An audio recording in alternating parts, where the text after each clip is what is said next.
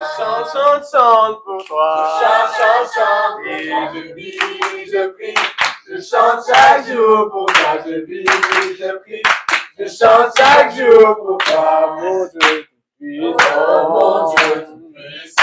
Dans chaque jour pour toi. Dans chaque jour pour Oh, toi. mon Dieu tout-puissant. Oh, mon Dieu tout-puissant. Dans chaque jour pour toi. Dans chaque jour pour toi. Je vis, je prie.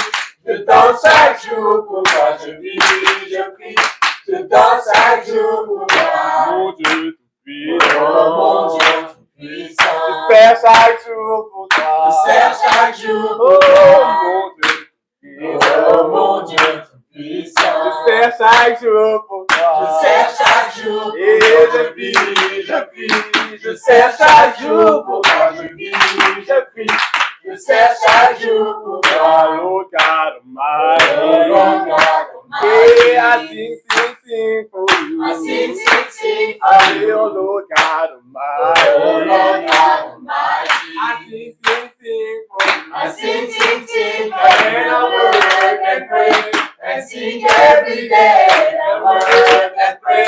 and sing every day, Lord God Oh, Almighty. Lord God Almighty. I dance for you. I dance for you. Oh, Lord God Almighty. Oh, Lord God Almighty. I dance for you. I dance for And you. then I work and pray and dance every day. Gotta work and pray and dance every day. I don't know what you came to do. I don't know what you can do. I don't know what you came to do. I don't know what you can do. I don't know what you came to do. I don't know what you can I say do. I don't know what you came to do. I don't know what you can do. I came to clap my hands. I can clap my hands. I can clap my hands. I can clap my hands. Everything I can clap my hands. I can clap my hands. I can clap my hands. I can clap my hands. Yes, me, I don't know I don't know what you can do. what you can do. Yes, me, I don't know I don't know what you can do. what you can do. Yes, me, I don't know I what you can do. what you can do. Yes, me, I don't know I don't know what you can do. Yes, me, what you can do. I can praise my Lord. I can praise my Lord. I can praise my Lord. I can praise my Lord. I can praise my Lord. I can praise my Lord. I can praise my Lord. I can praise my Lord. Amen. Bien, nous allons prendre le chant In the Kingdom. Donc, en gros, je vais vous poser des questions, vous allez voir répondre pendant les couplets. Ok, D'accord. génial. Donc, suivez les backups.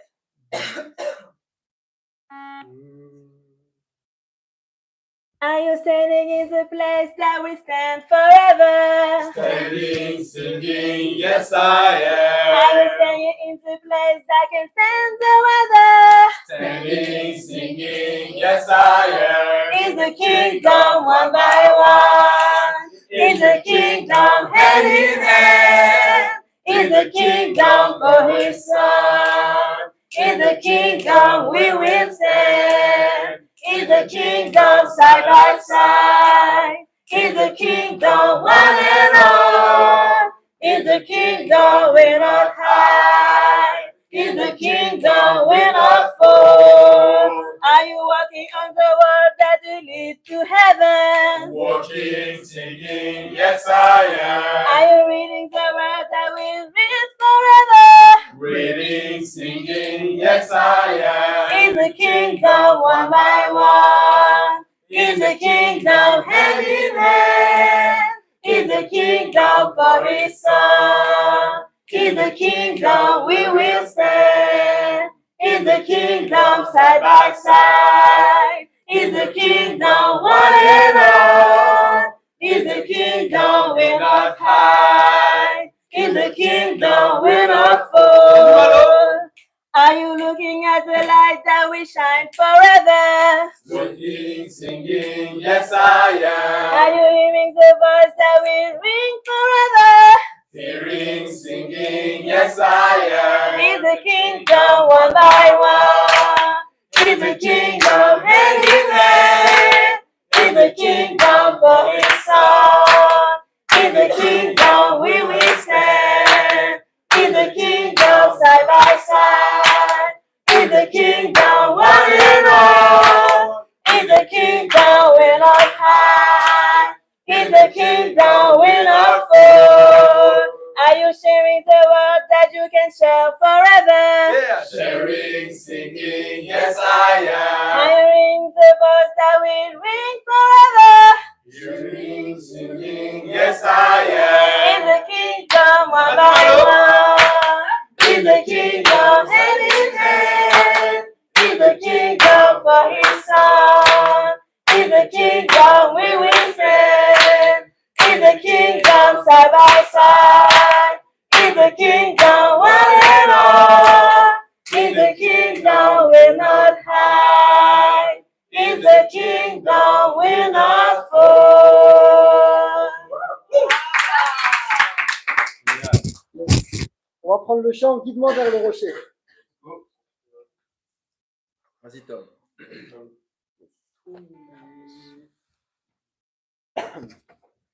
Guide-moi vers le rocher. Plus haut que moi, plus haut que moi, plus haut que moi. Guide-moi vers le rocher, plus haut que moi, ma forteresse dans la détresse. Entends mes prières, Seigneur. Oui, réponds-moi, oui, réponds-moi, oui, réponds-moi. Entends mes prières, Seigneur, oui, réponds-moi, ma forteresse dans la détresse. Je prendrai refuge À l'ombre de tes ailes, à l'ombre de tes ailes, à l'ombre de tes ailes. Je prendrai refuge à l'ombre de tes ailes, ma forteresse dans la détresse. Jour après jour, jour après jour, jour après jour, chaque jour, je louerai ton nom à toi. Jour après jour, ma forteresse dans la détresse. J'accomplirai mes Vas-y, vœux Tom. à toi. Jour après jour, jour après jour, jour après jour, chaque jour, j'accomplirai mes vœux à toi. Jour après jour, ma forteresse dans la détresse. Guide-moi vers le Rocher plus haut que moi, plus haut que moi, plus haut que moi. Guide-moi vers le rocher plus haut que moi, ma forteresse dans la détresse. Ma forteresse dans la détresse. Ma forteresse dans la détresse.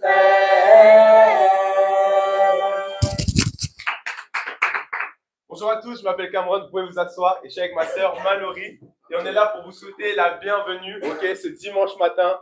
Bienvenue à tous.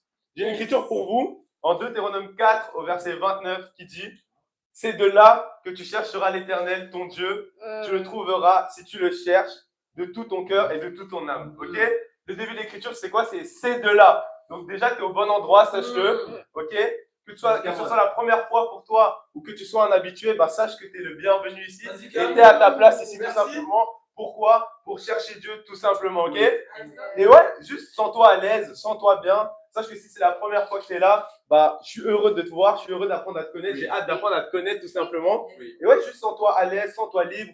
Regarde pas aux gens autour de toi, ce que les gens peuvent penser, mais juste sens-toi libre d'agir comme tu veux, de chanter, de louer Dieu tout simplement, d'écouter les messages et vraiment de retirer quelque chose. Et sur ce, je vous laisse Mallory.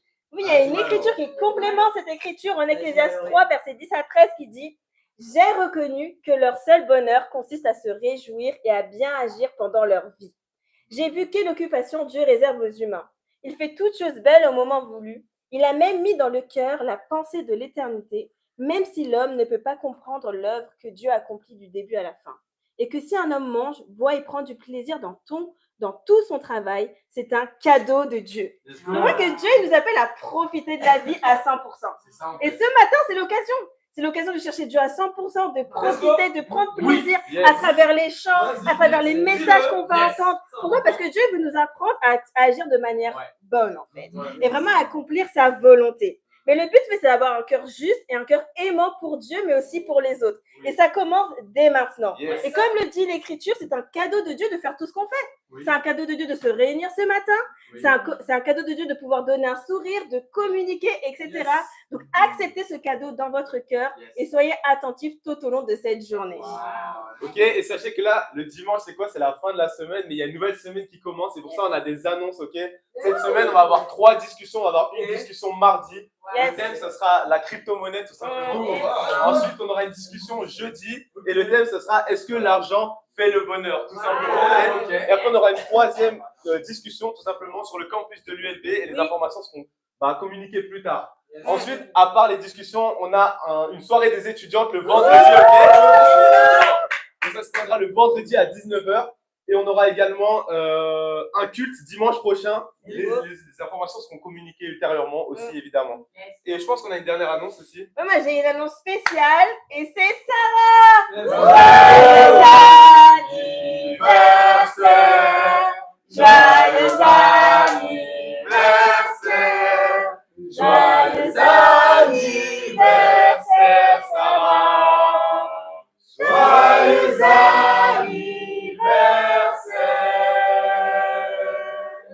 Je t'aime de l'amour du Seigneur.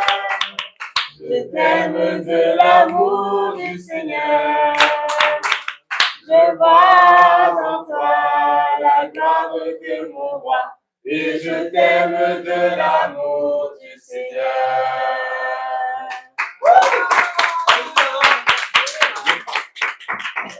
Ouais, Sarah, on voulait t'encourager aujourd'hui, en ce dimanche, tout simplement, pour fêter tes 1 an dans la foi, tout simplement. Donc, Sarah, c'est une sœur qui a été baptisée il y a maintenant un peu plus d'1 an, tout simplement.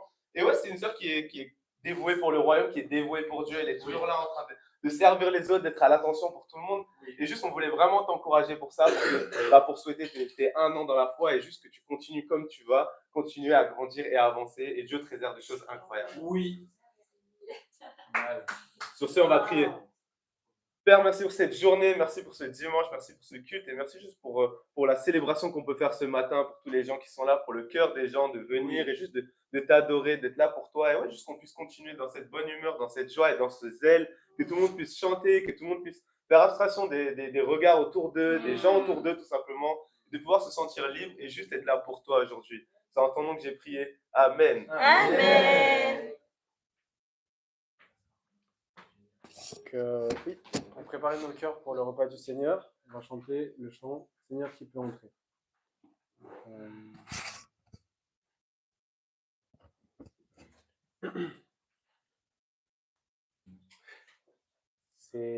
Seigneur qui peut entrer dans ton sanctuaire pour t'adorer. Seigneur, qui peut entrer dans ton sanctuaire pour t'adorer. L'homme qui est intègre, gardons un cœur pur, sans vanité, cherchons à aimer. L'homme qui est intègre, gardons un cœur pur, sans vanité, cherchons à aimer. Seigneur, je veux entrer dans ton sanctuaire pour t'adorer. Seigneur, je veux entrer dans ton sanctuaire pour t'adorer.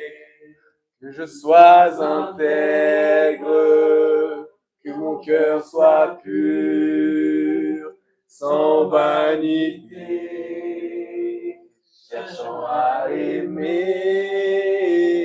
Que je sois intègre, que mon cœur soit pur, sans vanité, cherchons à aimer.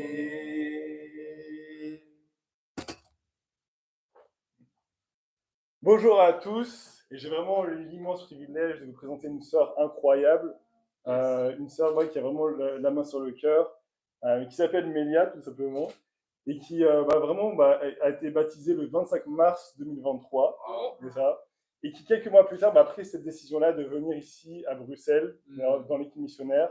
Elle a tout abandonné, elle a donné son travail, ses situations, pour venir ici tout simplement pour prêcher la parole. Oui. Et je vais vraiment donner Mélia la parole, tout simplement pour partager ce que signifie la croix pour elle. Donc, vas-y Mélia. Ah ouais, donc, bonjour à tous, je m'appelle Mélia. Et comme Joanne l'a dit, je suis disciple depuis bientôt 2 ans. Et on va dire que ma plus grande lutte après mon baptême, ça a été de poser des limites à ma famille. Dans le sens où, comme je suis l'aînée, j'ai toujours été celle qui assistait et prenait soin de tout le monde en fait. Donc que ce soit faire les impôts de tout le monde dans la famille, être la conseillère pour tout, faire l'aide aux devoirs pour mes frères et sœurs, gérer les dossiers médicaux de mes grands-parents, participer au match de foot de mes frères, et la même journée faire 400 km pour aller à l'anniversaire d'une amie. Je me pliais vraiment aux quatre en fait, pour les autres, que ce soit ma famille, mes proches. Et ouais, c'était pas une relation saine en fait au final, parce que il y avait de l'idolâtrie et surtout la peur de pas être aimée en retour si je faisais pas toutes ces choses-là en fait, tout simplement. Mais du coup, en étant disciple, j'ai vraiment réussi à mettre ces limites et à avoir une relation saine avec ma famille. Mais en fait, ces derniers mois, je me suis rendu compte que je commençais petit à petit à reproduire ces schémas-là dans le royaume en fait. Et ouais, j'ai commencé à dire oui à tout. Et vraiment par bon cœur et parce que je sais que j'ai la capacité de gérer beaucoup de choses, que je sais gérer beaucoup de choses. Et, et ouais, donc j'ai dit oui pour la maison des sœurs, j'ai dit oui pour former des sœurs, j'ai dit oui pour gérer la nuit, j'ai dit oui pour le cyber, j'ai dit oui pour la discu. Et à côté de ça, j'ai 2 jobs en fait, à côté. Et en fait, ouais, pour être juste honnête avec vous, ces derniers mois, je me suis juste mis dans une énergie où je fais, et j'étais un peu mon cerveau en fait. Je fais juste les choses en fait, je fais juste les actions, et j'ai commencé à être une disciple robotique en fait. Où voilà, je vais en réunion, je fais ci, je fais ça parce qu'il faut le faire pour le royaume. Et finalement, même si le cœur y était au fond, au final, c'était plus ma motivation première en fait.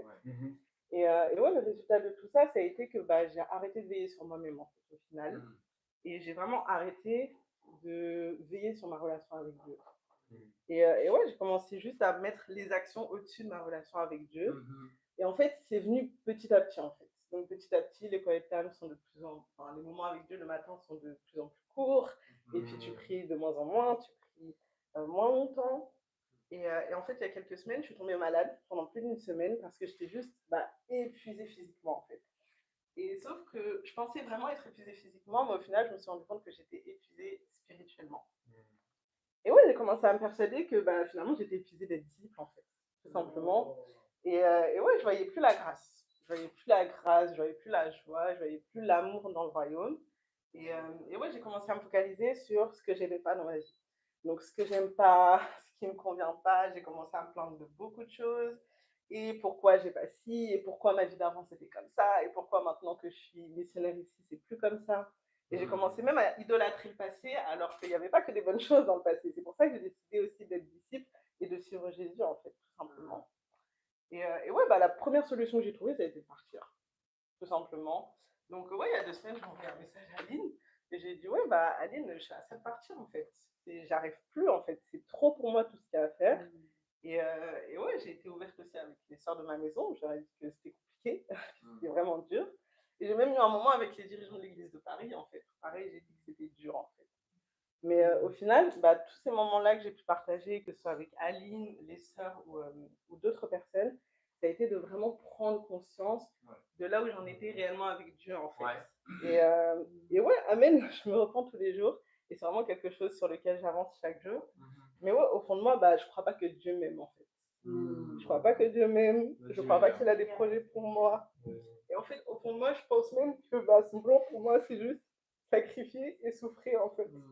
Parce que encore une fois, comme chez ma famille, ça a toujours été mon rôle d'aider les autres, de sacrifier pour les autres, d'aimer les autres, mais jamais l'inverse en fait. Et je me suis vraiment habituée à ça en fait, à ce qui n'est pas l'inverse. Et du coup, ce qui est dur, c'est que je ne sais même pas recevoir de l'amour en fait. Et je ne sais pas comment réagir quand je reçois de l'amour. Et du coup, c'est plus facile pour moi de me dire, ok, je fais les choses, j'ai pas besoin qu'on m'aime, moi j'aime les autres, que l'inverse en fait, au final. Et ouais, du coup, ça m'a vraiment fait penser à une écriture que Joël va vous partager en Ésaïe.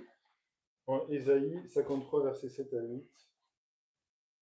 Il a été maltraité, il s'est humilié et n'a pas ouvert la bouche. Pareil à un agneau qu'on amène à l'abattoir, à une brebis muette devant ceux qui la tondent, il n'a pas ouvert la bouche. Il a été enlevé sous la contrainte et sous le jugement, et dans sa génération, qui s'est inquiété de son sort? Qui s'est soucié de ce qu'il était, exclu de la terre des vivants, frappé à cause de la révolte de mon peuple? Et ouais, quand je pense à ce passage-là, je pense vraiment au ministère de Jésus en fait. Au final, il a été maltraité, il a été humilié, il a été frappé. Ses journées, c'était juste guérir des malades et chasser des démons en fait. Et moi, j'ai juste la grâce de passer mes journées avec des disciples, avec des personnes qui veulent suivre Jésus et avec des personnes qui veulent juste m'aimer en fait. Et ouais, quand je vois aussi le sacrifice de Jésus à la croix, à la fin, il a été renié par tous ses proches en fait au final. Mais malgré ça, il a gardé cette relation solide avec Dieu parce que justement, il croyait en l'amour de Dieu et il croyait dans son plan parfait en fait. Et ouais, aujourd'hui, c'est ce que représente la croix pour moi en fait. C'est d'accepter l'amour des autres, accepter surtout l'amour de Dieu aussi et juste de me laisser aimer par lui, mais aussi par vous en fait, tout simplement. Et ouais, le défi que je prends et que je vous invite vraiment à prendre ce matin, c'est vraiment de continuer à chercher Dieu en fait. Mais pas à chercher Dieu par les actions que vous faites dans l'église, par toutes les activités que vous voulez faire pour mettre en place vos projets, mais vraiment à chercher Dieu dans votre cœur en fait, au plus profond de vous. Et je voulais juste vous partager une dernière écriture qui m'a aussi beaucoup marqué par rapport à tout ce que j'ai vécu ces dernières semaines. C'est en psaume 73, verset 26, qui dit « Mon corps et mon cœur peuvent s'épuiser, Dieu sera toujours le rocher de mon cœur et ma bonne part. » Voilà. Wow. Merci, Mia. Quelle prière. Papa Dieu, je te remercie pour tout ce que tu fais. Et je prie que lorsqu'on prend ce pain et ce vin, Seigneur, qui signifie ton corps et ton sang, Seigneur, qu'on puisse tout simplement se remémorer de tout ce que tu as fait dans notre vie, Seigneur, qu'on puisse être reconnaissant, Seigneur, ne pas être ces disciples robotiques, mais qu'on puisse tout simplement avoir ce même amour que tu nous as donné, Dieu, qu'on puisse vraiment le transmettre à un maximum de personnes. Oui. Mais vraiment, je te prie pour ça, que chaque jour, Seigneur, puisse vivre par ta grâce, puisse vivre par ton amour. Merci pour tout ce que tu fais, tout ce que tu as déjà fait pour nous. Je t'aime, je prie en ton nom. Amen. Amen. Donc les plateaux passent, on le chant humilité.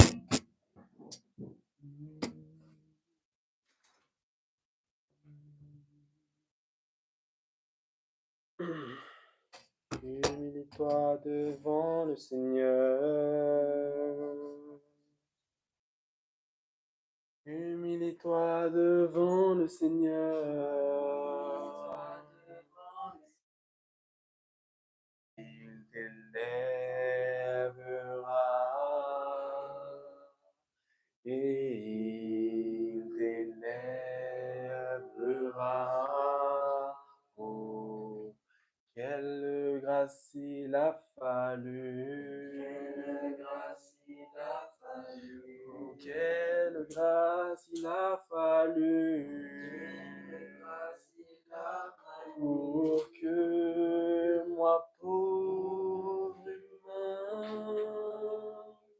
pour que moi, pauvre humain, je sois héritier du salut. Je sois héritier du salut. De la grâce sans fin.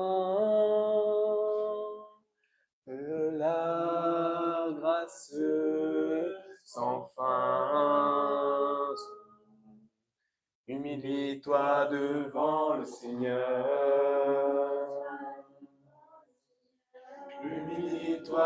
devant le Seigneur.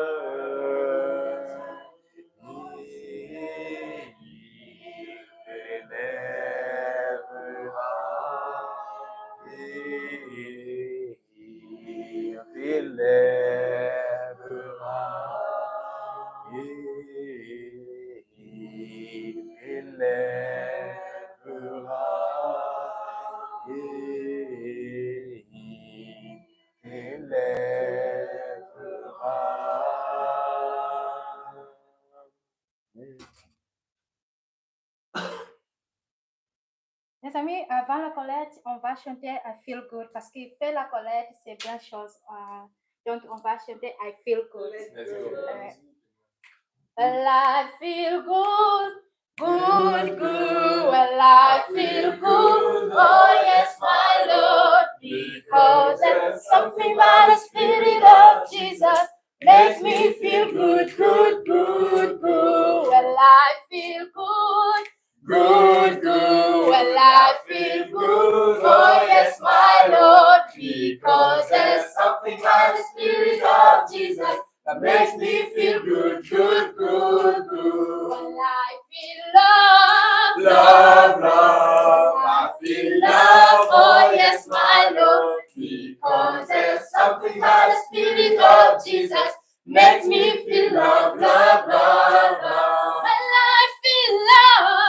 love, love. I feel love, oh yes, my Lord, because there's something by the Spirit of Jesus that makes me feel love, love, love, love. Well, I feel strong, strong, strong. Well, I feel strong, oh yes, my Lord, because there's something by the Spirit of Jesus that makes me feel strong, strong, strong, strong. Well, I feel strong, strong, strong. Well, I feel strong, oh yes, my Lord, because there's something by the Spirit of Jesus makes me feel strong, strong, strong, strong. Well, I feel good, good, good. Well, I feel good, oh yes, my Lord, because there's something by the Spirit of Jesus makes me feel good, good, good, good. Well, I feel good, good, good. Well, I feel good, oh yes, my Lord, because there's something by the Spirit of Jesus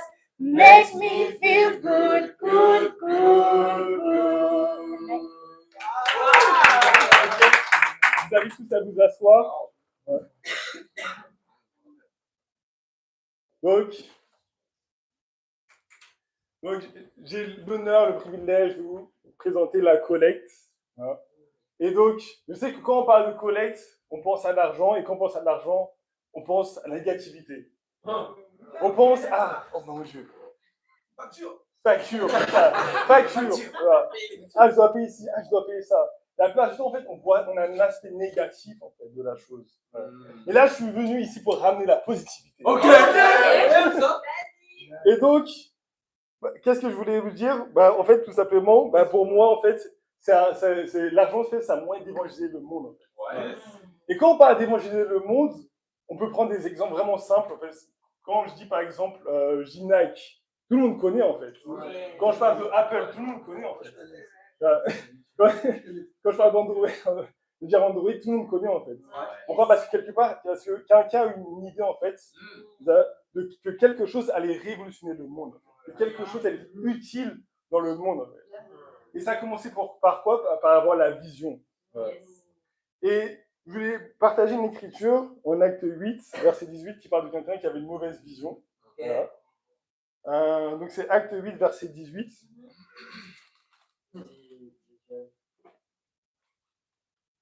Et là, en fait, on voit que quelque part de quelqu'un qui avait la vision en fait, d'être quelqu'un grand dans ce monde, en fait, le monde à l'époque.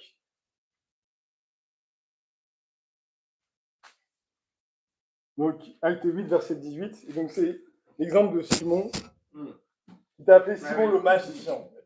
Vas-y. Voilà. Verset 18.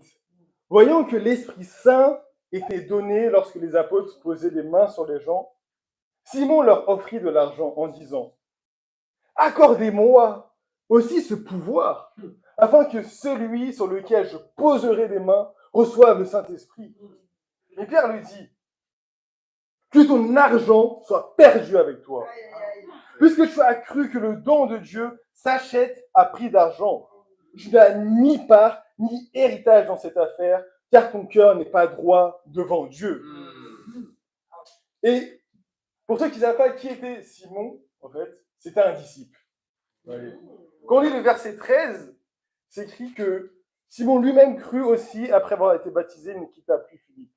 On voit que, à la base, Simon était un disciple, en fait. Et avant même d'être un disciple, il était appelé le magicien. Voilà. Pourquoi? Parce que, qu'est-ce qui se passait, en fait, c'est que lorsqu'il sortait dehors, il faisait des tours de magie et il attirait, en fait, beaucoup de personnes. Et que limite, quand les gens le voyaient, ils disaient, waouh, en fait, c'est la puissance de Dieu. Voilà. Mais au final, il s'est rendu compte quoi? Il s'est rendu compte qu'au final, il avait beau faire toute sa magie, en fait, mais que les gens voyaient qu'il y avait quelque chose qui manquait, en fait. Que lorsque les gens voyaient tout simplement les apôtres prêcher, voyaient les disciples changer de vie, ben, ils se sont rendus compte, ok, qu'est-ce que j'ai besoin en fait dans ma vie? J'ai besoin de Dieu. Yes. Et au verset 13, c'est ce qu'il a fait, en fait, il a cru, il a été baptisé. Mais on peut se poser la question, mais qu'est-ce qui s'est passé entre verset 13 et verset 18? Bonne question. On voit tout simplement que le problème, en fait, c'était quoi? C'était son cœur. C'est que il avait beau vouloir quelque part chercher Dieu, il y avait quelque chose qui bloquait dans son cœur. Et quand il la suite, donc c'est verset 22, renonce, donc c'est toujours Pierre qui parle, renonce donc à ta méchanceté et prie le Seigneur pour que cette pensée de ton cœur te soit pardonnée si c'est possible. En effet, je vois que tu es rempli d'amertume et prisonnier du mal. Et qu'est-ce qui nous bloque tout simplement lorsque on donne notre collecte, lorsqu'on essaie quelque part de suivre Dieu, c'est le fait justement qu'on est rempli d'amertume et prisonnier du mal. En fait. Dans d'autres traditions, c'est quoi? C'est prisonnier du péché. Et la plupart du temps, c'est ça qui nous empêche tout simplement de donner en fait avec un cœur pur devant Dieu. Parce que quelque part, on n'a pas envie de notre chair. En fait. Dans notre chair, est-ce qu'on a envie de donner notre collecte? Pas du tout. Dans notre chair, qu'est-ce qu'on a envie de faire? Tout simplement, c'est profiter de la paix, le réconfort. En fait. Et tout simplement, on se rend compte qu'au final, lorsqu'on suit quelque part, lorsqu'on est comme Simon, en fait, on se rend compte qu'au final, notre cœur est rempli d'amertume. Parce qu'on n'est jamais content. Et c'est le fruit, quelque part, le fait de vouloir chercher le monde plus que Dieu, c'est le fait qu'on n'est jamais content. Toujours insatisfait. Exactement. C'est un peu comme quand tu prends le transport, soit le bus, le métro, et que tu rentres en heure de pointe, et tu vois la tête des gens, tu te dis, qu'est-ce qui s'est passé dans leur vie? Tu te dis, mais pourquoi est-ce qu'ils sont toujours en fait insatisfaits? Pourquoi ils sont toujours malheureux? Alors que c'est pas une question d'argent au final, parce que la plupart en fait, ils gagnent plus que nous. C'est pas une question d'argent, c'est une question de cœur. En fait. C'est le fait de mettre quelque part son cœur dans les mauvaises choses. C'est le fait de chercher plus la paix, le réconfort plus que Dieu dans sa vie.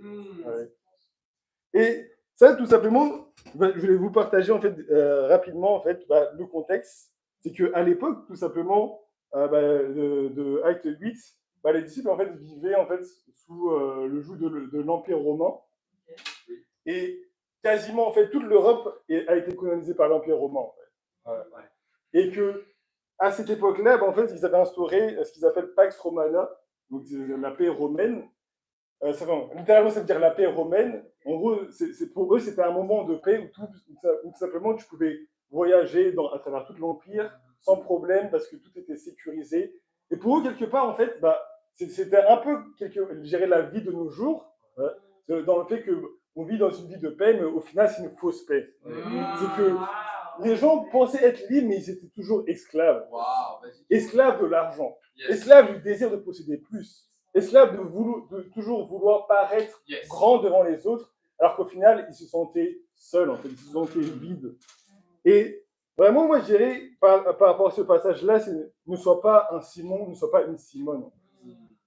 N'essaye pas de jouer le disciple, mais sois un disciple, en fait. Donne ton cœur, tout simplement. Et tout simplement, le défi que je veux donner à tous, c'est quoi? C'est tout simplement, donne ta collecte spéciale. Voilà. Une collecte spéciale, c'est quoi? Tout simplement, c'est le fait de rassembler de l'argent pour pouvoir investir dans la mission, en fait. Ouais. Et cette année, tout simplement, l'objectif, c'est quoi? C'est de donner encore plus que l'année dernière. Parfait. L'année dernière, on a rassemblé quoi? Plus de 1000 euros, tout simplement. Plus de 10 000 euros en étant 11, en étant 12, c'est ça? Et le but, c'est vraiment de donner encore plus, en fait. D'augmenter notre vision, tout simplement. Et donc, le but, c'est quoi? C'est qu'à partir d'aujourd'hui, donne ta collecte spéciale. Let's tout go. simplement. Et tout ça, et le but, bien sûr, c'est pas de vous ruiner. Voilà. C'est ça, c'est tout simplement d'avoir un plan par rapport à ça. Et d'avoir un plan par rapport à ça. Et que la date limite, tout simplement, pour donner, ce sera le 15 juin. Voilà. Donc, voilà, je sais que la plupart du temps, quand on dit collecte spéciale, le visage devient triste. Et ça, le zèle fait tout simplement. Mais le but, c'est ça, c'est vraiment de garder la vision. Voilà. De comprendre que, ouais, par exemple, entre l'année dernière et aujourd'hui, il y a tellement de choses qui sont passées ici en Belgique. En fait. Tout simplement, pourquoi? Parce que des gens, ils ont donné tout leur cœur. Donc, voilà, donc vraiment, je dirais, le défi pour nous tous, c'est, lorsque je dis collecte spéciale, c'est d'être zélé, en fait. Oui. Ouais. Lorsque je dis collecte spéciale, c'est d'être zélé. Oui. Comment vous ne faites pas ça pour vous-même, vous faites ça pour Dieu. Donc voilà, c'est tout pour mon petit message sur la collecte. Nous prions. Voilà, Papa Dieu, je te remercie tout simplement pour tout ce que tu nous donnes gratuitement, Seigneur. Et c'est juste une grâce, Seigneur. C'est juste tout simplement une bénédiction de pouvoir être là, Seigneur, de pouvoir prêcher par rapport à la collecte, Seigneur. Et je te prie tout simplement que lorsqu'on donne notre collecte, on puisse donner avec le bon cœur, Seigneur. De comprendre que ce n'est pas une question de nous-mêmes, ce n'est pas une question de comment les autres nous voient, mais c'est une question de toi, ce que tu nous as donné, Seigneur, et que tout vient de toi, tout simplement. Et on veut donner cet argent, Seigneur, avec vision qu'un jour le monde serait évangélisé, c'est-à-dire que le monde aura accès à ta parole, sera sauvé grâce à toi, Dieu. Donc, je t'en supplie, aide-nous, on a besoin de toi, je t'aime, je prie en ton nom. Amen. On va prendre le chant qu'il règne.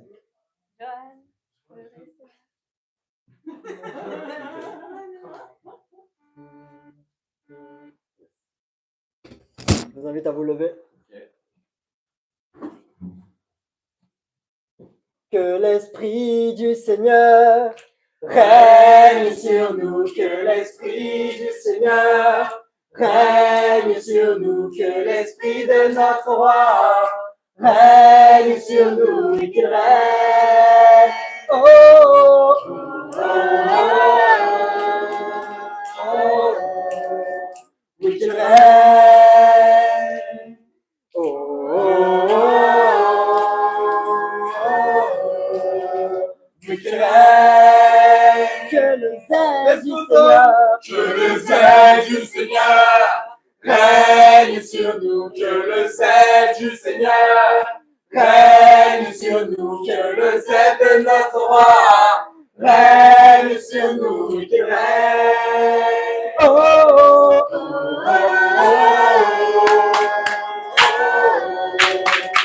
Qu'il règne. que l'amour du Seigneur Que l'amour du Seigneur règne sur nous, que l'amour du Seigneur règne sur nous, que l'amour de notre Roi règne sur nous, qu'il règne. oh,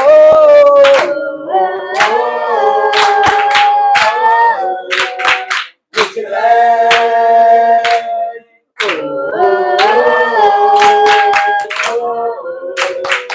Qu'il règne.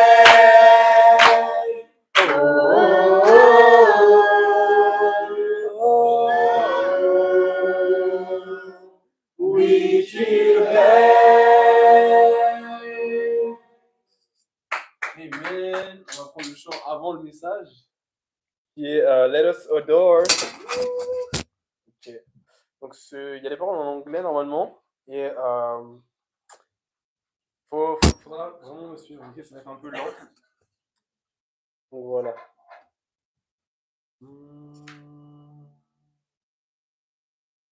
Ok. Donc les hommes commencent avec moi, ok?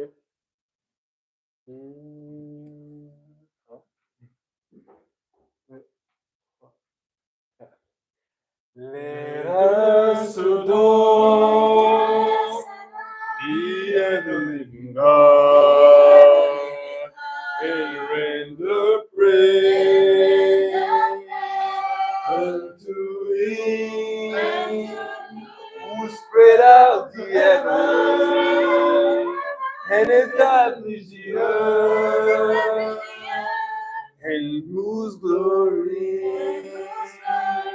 Pardon, excuse-moi, on va recommencer. Donc là, bonne note. Excusez-moi. Ouais, c'est un peu haut. Excusez-moi. Ça.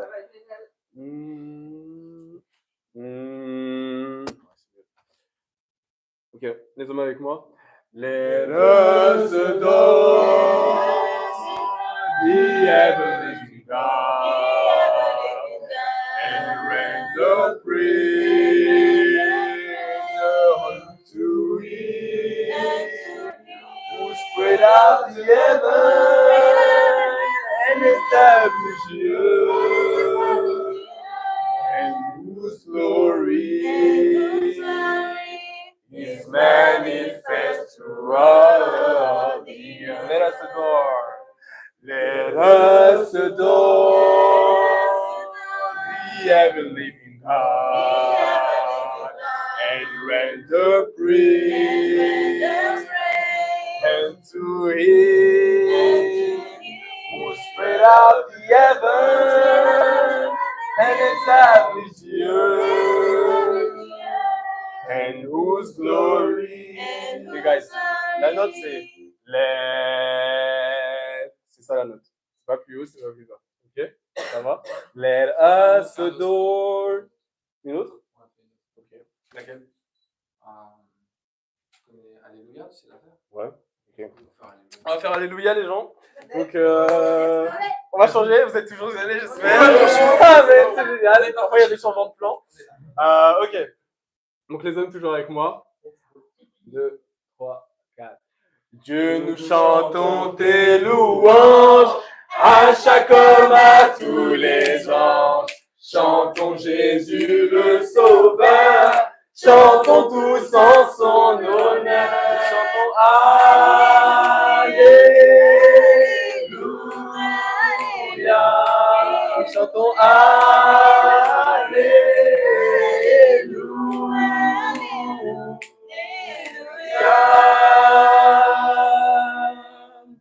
Dieu justice, Dieu d'amour, Dieu dans la splendeur du jour, souverain de l'univers, règne sur la terre entière. Chantons Alléluia. Nous chantons Alléluia.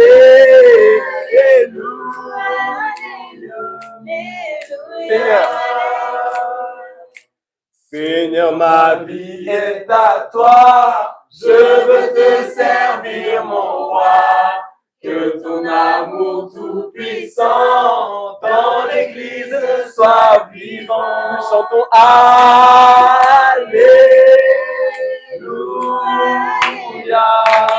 Chantons Alléluia.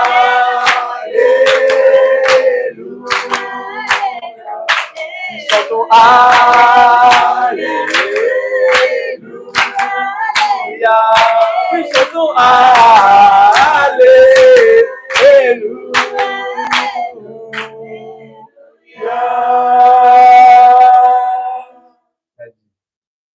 La vie n'est qu'une vapeur, rappelle-toi ton Créateur. Poussière nous redeviendrons, mais un jour nous le verrons. Les hommes. Alléluia.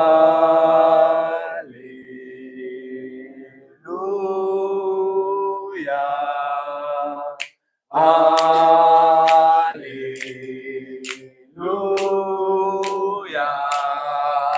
Alléluia.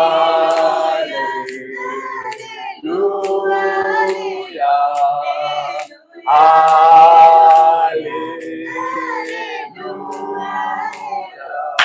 Nous chantons Alléluia.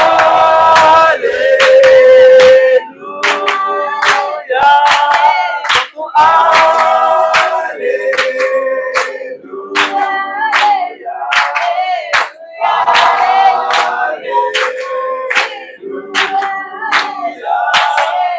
Alléluia.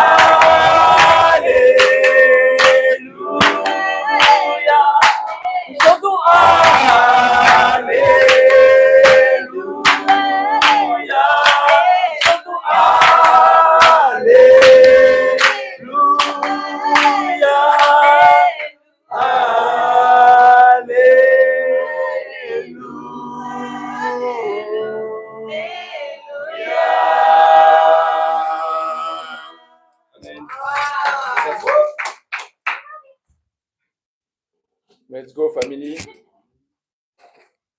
Je peux poser ma Bible comme ça va pas gêner pour le micro? Ça risque de gêner.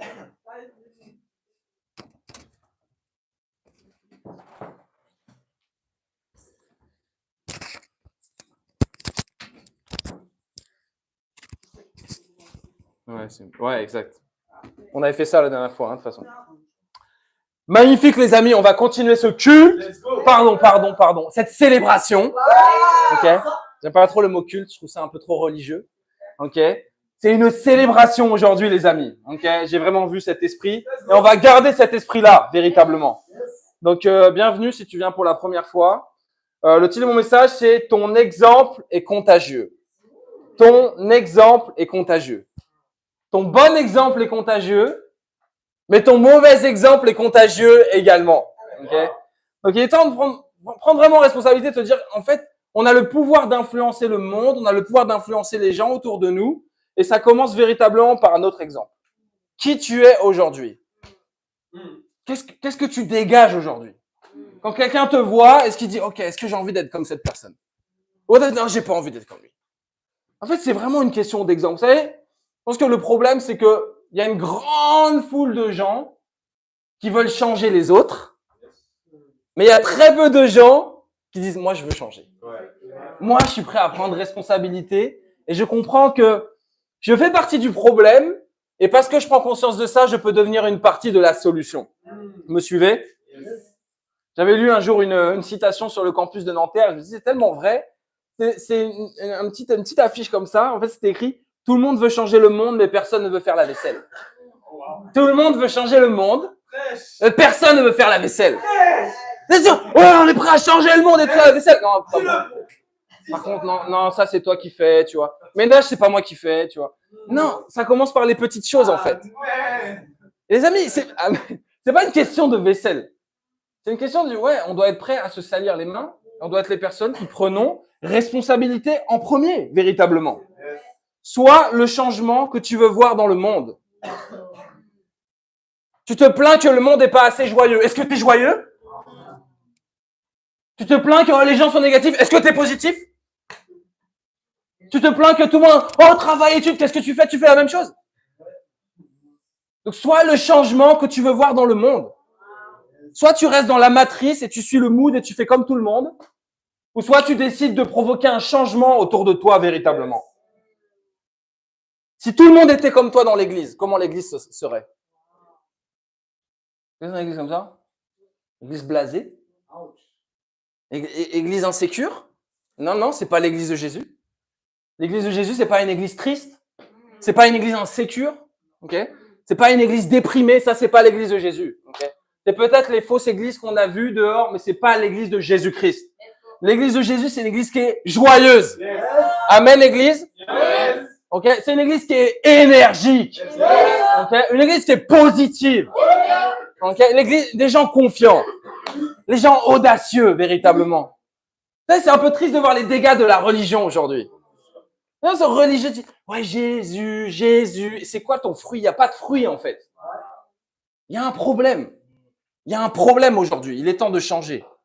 Il est temps de sortir de la religiosité. Et il est temps d'être un exemple. Ton exemple est contagieux. Vous savez, les gens, ils veulent pas entendre parler de Jésus.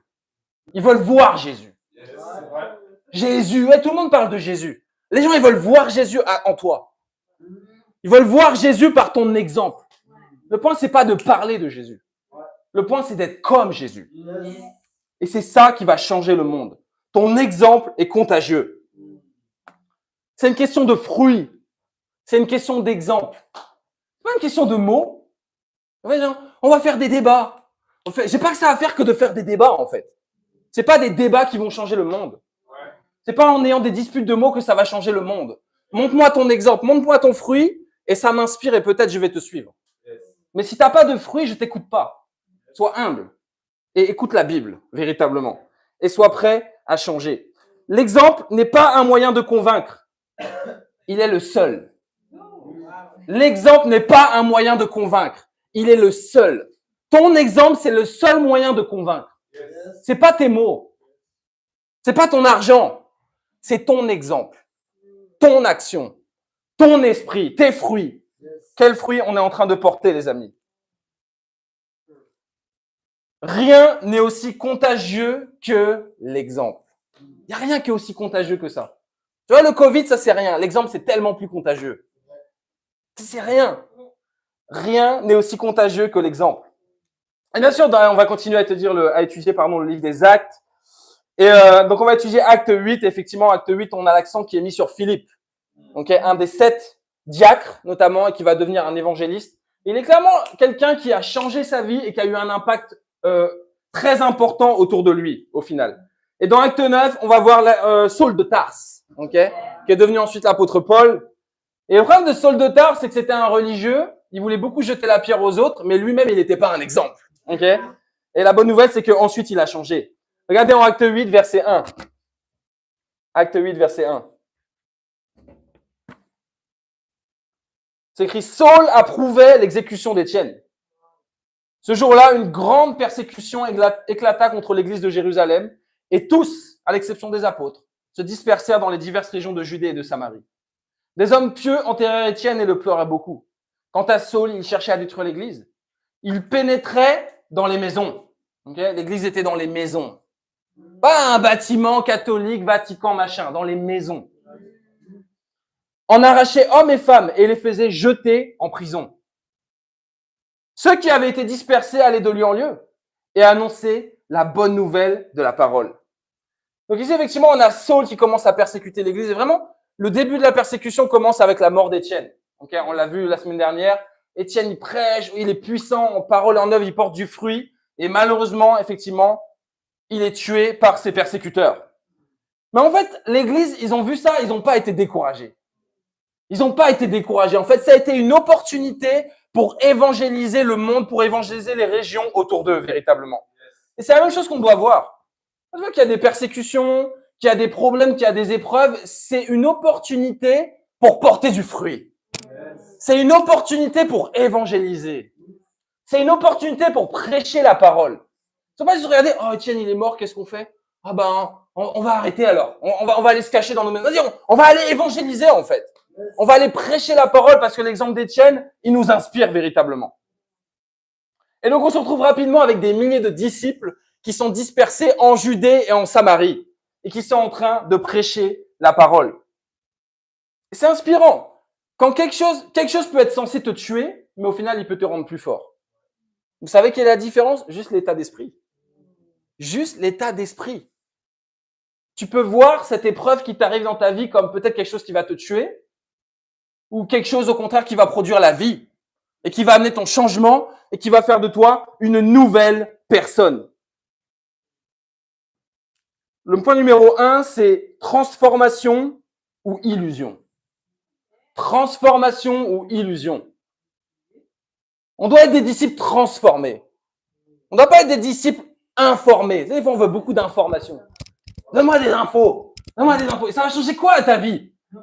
Même si tu avais toute la connaissance du monde. Paul, il a dit, si tu as toute la connaissance mais que tu n'as pas l'amour, ça ne sert à rien. Ce n'est pas une question de connaissance intellectuelle. C'est une question de transformation. Qui on est aujourd'hui? Quel exemple on est en train de montrer? C'est quoi tes actions au quotidien? Tes mots? Qu'est-ce que tu dis? Qu'est-ce que tu fais? Transformation ou illusion? On va parler des vrais miracles et des faux miracles. C'est vrai, quand on parle des vrais et des faux miracles, c'est vraiment ça. Les vrais miracles amènent la transformation. Quand je vois Sarah, je me dis, elle est vraiment quelqu'un de transformé. Ça, c'est clair et net. Elle a été baptisée il y a un peu plus d'1 an. Elle n'est pas du tout la même personne. Pas du tout la même personne. Elle est tellement plus joyeuse, plus libre, plus sécure. Et vraiment, son cœur, il a transformé. Il est transformé littéralement. Et son cœur, il a transformé aussi beaucoup de personnes autour d'elle véritablement. Je suis inspiré. Je suis inspiré véritablement par la transformation de Sarah.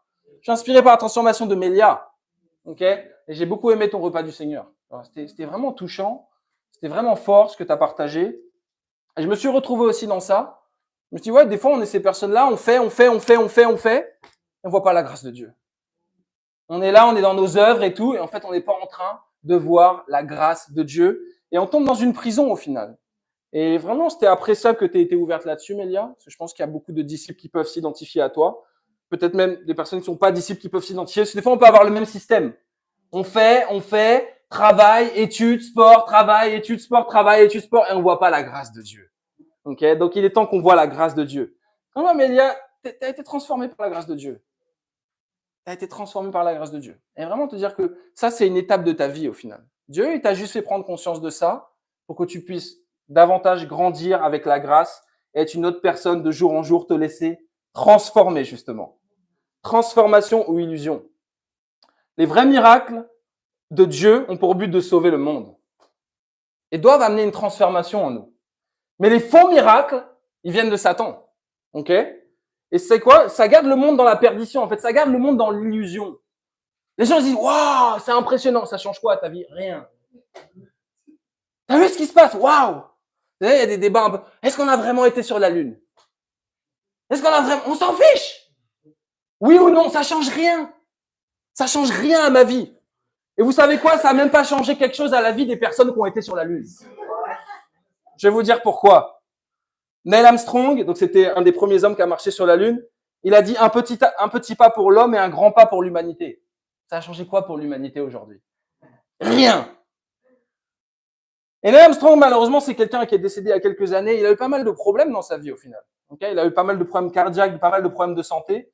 Et je me dis, en fait, il a fait ça, mais en fait, dans sa vie à lui, qu'est-ce que ça change? Dans la substance même de sa vie. Et il y avait Buzz Aldrin. Vous connaissez Buzz Aldrin? C'était un des astronautes les plus connus aussi qui a été avec Neil Armstrong sur la Lune. Il est arrivé sur la Lune et il a dit, la Lune, c'est une magnifique désolation, comme mon esprit.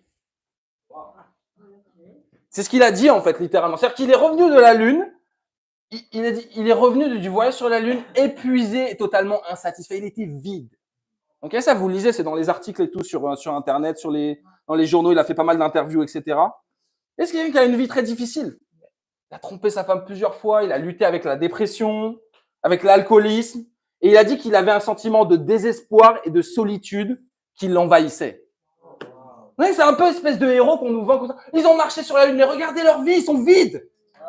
Ils sont vides, ils sont déprimés, ils n'ont pas Jésus dans leur vie, véritablement. Et ça, on ne nous en parle pas en fait. On parle juste, regarde, elle a marché sur la Lune. Waouh! Incroyable! Et alors quoi?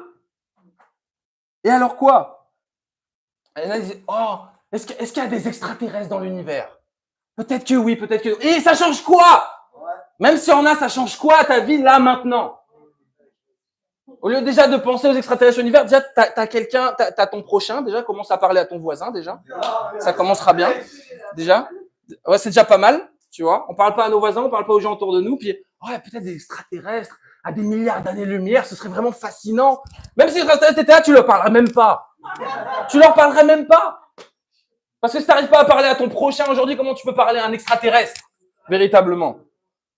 Donc tout ça, les amis, tout ça pour vous dire quoi? Tout ça, c'est des illusions. Tout ça, c'est des illusions. C'est des illusions véritablement. Et religieux, j'ai vu Jésus, il m'a apparu. J'ai vu Jésus. Et donc quoi? Toujours dans les mêmes péchés. Toujours la religiosité. Toujours l'hypocrisie, au final. Je sais parler en langue. Ouais, donc tu vas aider qui avec ça?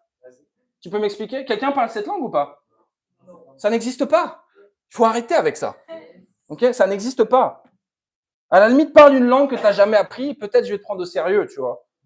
Mais c'est n'importe quoi. Ok? Donc, il y a toutes sortes de choses comme ça. On s'attache à ces choses-là. On va se dire, c'est vraiment puissant. C'est vraiment incroyable. En fait, c'est que du vent. C'est que du vide au final. Donc, ce qui compte, c'est les vrais miracles de Dieu. Parce que ces miracles-là, ils vont produire une transformation dans ta vie. Quand on parle de surnaturel, on parle de l'ensemble des phénomènes qui ne sont pas explicables par la loi de la nature, de façon rationnelle ou qui proviennent d'une source divine. Vous savez quoi? Ce qui se passe en ce moment, c'est surnaturel. Quand je vois des disciples joyeux dans un monde triste, c'est surnaturel. Quand je vois des disciples qui aiment comme Jésus dans un monde égoïste, c'est surnaturel. Quand je vois des disciples enthousiastes dans un monde qui est blasé, c'est surnaturel. Quand je vois des disciples qui ont des convictions bibliques et qui prêchent la parole, là où la plupart des chrétiens, dans le monde religieux, ils n'ont même pas de conviction. C'est surnaturel, véritablement. Une vie transformée, un changement radical, c'est surnaturel. Ok, je vois Maxime, je me dis, c'est surnaturel son changement. C'est la puissance de Dieu. Ok, c'est la puissance de Dieu. J'étais avec lui les premières études. J'ai dirigé toutes ces études bibliques. Ok, j'ai baptisé ce jeune homme en 2020. Et je peux vous dire, la première fois que je l'ai vu, il n'était pas le même. Okay, il était insécure, il n'avait pas confiance en lui, il était dans ses émotions, etc. Et maintenant, il est devenu un homme, quoi. Il est devenu un homme, il est devenu un jeune homme confiant. Ça m'inspire énormément. Il dirige les chants, il prêche la parole, etc. Je me dis, ouais, ça, c'est surnaturel. C'est pas le fruit de la religiosité. C'est le fruit des disciples qui étaient dans sa vie, qui l'ont aimé, qui ont lui prêché le véritable message. C'est aussi simple que ça. Et il a pris ses décisions. C'est simple. Regardez en Acte 8, verset 5, justement, on va voir un peu cette bataille entre quelqu'un qui fait les vrais miracles et quelqu'un qui fait les faux miracles. Philippe descendit dans la ville de Samarie et y prêcha le Christ.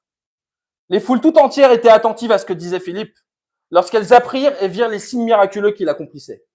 En effet, des esprits impurs sortaient de beaucoup de démoniaques, en poussant de grands cris, et beaucoup de paralysés et de boiteux étaient guéris.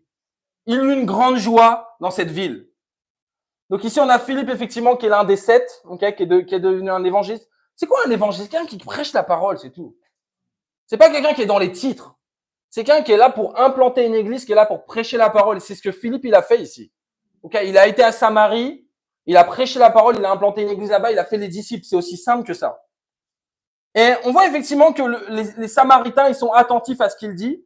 Pourquoi? Grâce au miracle qu'il est en train de faire. Donc, ils l'écoutent, en fait. Il dit, waouh, ok. Ça m'intéresse véritablement. J'ai envie d'écouter ton message. Il est en train de guérir des boiteux, des paralysés et des démoniaques. Ok? Et laisse-moi te dire que ça, c'est une signification beaucoup plus profonde que juste une guérison physique. Beaucoup plus profonde que ça. Ok? On l'avait vu la dernière fois. Boiteux, ça symbolise quoi? Vous vous rappelez? Exactement. Boiteux, c'est quelqu'un d'instable. Il est instable avec ses émotions. Ok? Il est instable. Un jour, il dit oui, un jour, il dit non. Un jour, il pose les actions et l'autre jour, il fait les actions contraires. Beaucoup de gens instables. Beaucoup de gens instables. Et le point, c'est de changer véritablement ça. Paralysé, ça représente quoi? Qu'est-ce qui peut nous paralyser? Ok, la peur. Ouais. Ok, les doutes, les raisonnements. Vous savez, la plus grande cause de paralysie, c'est ici. C'est ici qu'on est vraiment paralysé. C'est ça qu'il faut changer. Les prisons, elles sont mentales. C'est pas des prisons physiques, c'est des prisons qui sont mentales. Donc c'est quelqu'un qui est paralysé par ses raisonnements et par ses craintes. Ok, on a les démoniaques ensuite. Qu'est-ce que ça peut représenter? Est-ce que c'est l'exorciste, il a grimpé sur le mur comme ça? Il a tourné sa tête à 360 degrés. Ah, lui, il est possédé, c'est sûr. Ça symbolise quoi alors, à votre avis? Ouais, quelqu'un qui est tourmenté, quelqu'un qui est esclave du péché en fait. Quelqu'un qui est en train de subir les conséquences de son péché au final. C'est exactement ça. Donc les miracles de Philippe, en fait, c'est des miracles qui faisaient des disciples. C'est des miracles véritablement qui aidaient les gens à transformer leur vie. Les gens, ils étaient différents. Ils ressortaient de la prédication de Philippe. Ils n'étaient pas les mêmes. Je dis, ouais, moi aussi, je vais devenir un disciple de Jésus-Christ et je vais être baptisé et ma vie, elle va changer véritablement. Il y a eu une grande joie aussi dans la ville. Et ça, c'est un vrai miracle aussi. J'en ai parlé tout à l'heure. Il y a eu une grande joie dans cette ville. Si tu n'es pas joyeux aujourd'hui, il y a un problème dans ta relation avec Dieu. 100%. Il y a 100% un problème dans ta relation avec Dieu. Si tu n'es pas joyeux aujourd'hui, il faut changer ça véritablement. Tu vas faire quoi? Étudier la Bible. Si tu es déjà un disciple, étudie la joie. Okay? Étudie le thème de la joie dans la Bible, véritablement. Amen. C'est aussi simple que ça, une grande joie. Vous savez ce qui va impacter le monde, c'est la joie aussi. Je me dire, mais c'est quoi cette joie? On a des problèmes autour de nous. Regardez, il y a Donald Trump, il y a Poutine, il y a les problèmes économiques, il y a ci. Eux, ils sont joyeux. Oui. Parce qu'on a une relation avec Jésus-Christ. Ma joie ne dépend pas de Donald Trump ou de Vladimir Poutine, ou de la guerre, ou des circonstances économiques, où j'allume BFM TV, comme ça. Non. Ta joie, elle dépend de ta relation avec Jésus-Christ. Et si tu n'as pas de relation avec Jésus-Christ, il faut changer ça. Et si tu n'as pas de joie, tu penses que tu as une relation avec Jésus, tu n'as pas de relation avec Jésus. Parce que Jésus, il a dit qu'il faut être toujours joyeux, véritablement. En Acte 8, verset 9, c'est écrit. Un homme du nom de Simon se trouvait déjà dans la ville. Se présentant comme un personnage important, il exerçait la magie et provoquait l'étonnement du peuple samaritain. Tous, du plus petit jusqu'au plus grand, l'écoutaient attentivement et disaient « Cet homme est la puissance de Dieu, celle qui s'appelle la grande. » Il écoutait attentivement parce qu'il les avait depuis longtemps étonnés par ses actes de magie. Ok, donc on a Philippe, ok, c'est un disciple de Jésus, c'est un évangéliste là pour prêcher la parole. Il fait les vrais miracles et il y a un vrai fruit. Ok, ensuite on a Simon le magicien. Et lui véritablement c'était un illusionniste en fait. Oui, c'était quelqu'un qui faisait des miracles, mais en fait c'est juste de la poudre aux yeux. Parce que vous voyez quel fruit ici chez les Samaritains, qu'est-ce qu'il a fait comme fruit? Rien, il y avait rien en fait. C'était hop, il sort le lapin du chapeau et tout, mais ta vie elle a changé, ta vie a pas changé. T'es toujours dans les mêmes problèmes, toujours dans les mêmes péchés, toujours insécure, toujours égoïste, toujours machin. Ok? Et donc, malheureusement, il y a beaucoup de personnes comme ça aujourd'hui. Des Simon le magicien, des faiseurs de miracles, abracadabra, mais qui sont en train de prêcher les fausses doctrines. Et regardez, parce qu'en fait, ils faisaient les faux miracles et du coup, les gens écoutaient, ils mangeaient, quoi. Ah ouais, c'est vrai ce qu'il dit. T'as vu les miracles et tout? Ça vient de Dieu, ça. Non, ça venait pas de Dieu. Ça venait pas du tout de Dieu, au final. Il y a trop de fausses églises qui prêchent des faux miracles, au final. Ils sont pas en train de prêcher la vérité. T'as vu le miracle? Le mec est tombé par terre. Oh, waouh! Incroyable! Génial! T'as vu, le mec était en béquille, il a posé les mains, maintenant il peut marcher. Waouh! Comment sa vie va changer? C'est ridicule. C'est pas ça les miracles de la Bible. Le miracle de la Bible, c'est une transformation profonde, intérieure. Et bien sûr, tes actions, ta façon de parler, ton esprit l'a changé. Moi, je suis une transformation. Ok? Je me rappelle à l'école, il y avait les exposés. Je suis malade. Non, j'ai peur, je sais pas faire. Je peux avoir un délai supplémentaire. Je suis en train de progresser, j'avais peur.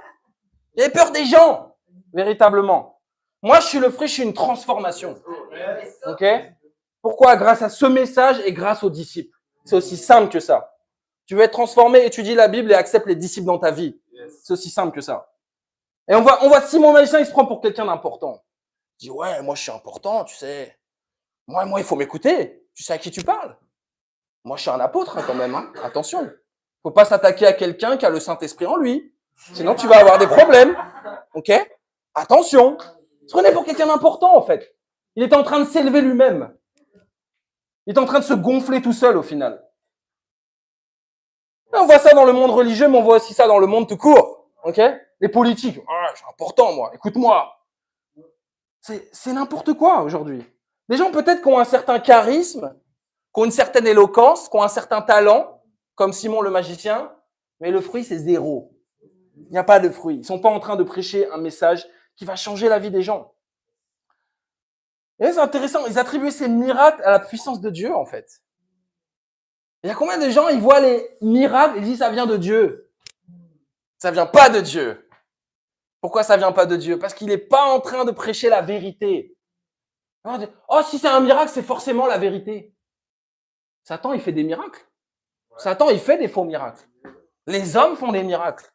Ok, les faux miracles également. Donc, notre standard, ça doit pas être le sensationnel, l'expérience, le surnaturel. Notre standard, ça doit être la Bible. C'est tout. C'est aussi simple que ça. Il y a beaucoup de vrais miracles aujourd'hui qu'on peut utiliser. Regardez, je pense aux réseaux sociaux. C'est un miracle, c'est incroyable. N'est-ce pas? Ouais, je pense qu'il y a 50 ans, tu viens avec un truc, tu as un mec qui parle dans un téléphone. Le mec, il dit, c'est de la magie, c'est de la sorcellerie, ça. C'est quoi, ça? Donc, en fait, c'est un miracle qui est inspirant. Ok, de voir le cyber, ok, de voir qu'on peut communiquer, on peut prêcher des messages, on peut se voir à l'autre bout du monde. Ok, ouais, c'est un miracle. Mais maintenant, qu'est-ce que tu fais de ce miracle? Parce que ce miracle-là, il peut être utilisé par Simon le magicien et changer la vie de personne, ou il peut être utilisé par Philippe pour faire des disciples au final. Ok, on a l'art aussi. Ouais, c'est un miracle. Véritablement, il y a des disciples qui sont talentueux ici. Il y a des disciples qui savent dessiner, qui savent peindre, ok, qui savent chanter, qui savent faire plein de choses au final. Mais tu peux utiliser ce miracle-là, et ce miracle-là peut être mis au service du royaume ou de toi-même, comme Simon le magicien. Ton témoignage, c'est un miracle. D'accord? Ton histoire, c'est un miracle.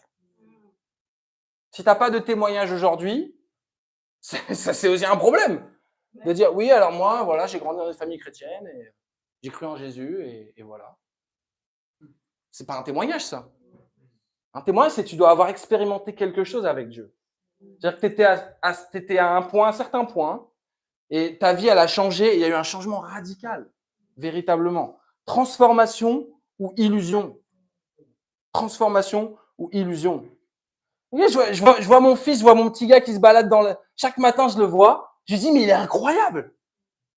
Il est incroyable. Une espèce de petite boule de joie, comme ça, d'énergie. Il est fou, quoi. Et je dis, mais il est génial. Je dis, c'est fascinant. Pourquoi je vous dis ça? Les miracles, ils sont devant vos yeux, c'est tout. Il faut savoir les voir. Il faut savoir voir les miracles. Tu te réveilles chaque matin, c'est un miracle. Le soleil dort, c'est un miracle. Pourquoi tu vas chercher les miracles n'importe quoi qui vont pas changer ta vie? Vois déjà les vrais miracles que Dieu l'a mis devant toi. Et travaille sur la gratitude. C'est une question de gratitude. Tu contrôles même pas les battements de ton cœur. Le fait que tu sois en vie, c'est puissant, c'est miraculeux, c'est inspirant. Regardez verset 12. Mais quand ils eurent cru à Philippe, qui leur annonçait la bonne nouvelle du royaume de Dieu et du nom de Jésus-Christ, hommes et femmes se firent baptiser. Simon lui-même crut aussi. Et après avoir été baptisé, ne quittait plus Philippe. Il voyait avec étonnement les grands miracles et signes qui l'accompagnaient. Donc, devant la prédication, devant l'exemple de vie et devant les miracles que Philippe faisait, les Samaritains et même Simon, qui était clairement un faux prophète au final, ils sont devenus des disciples et ils se sont fait baptiser. Le seul but des miracles, c'est de bâtir l'Église. Le but des miracles de Dieu, c'est de bâtir l'Église.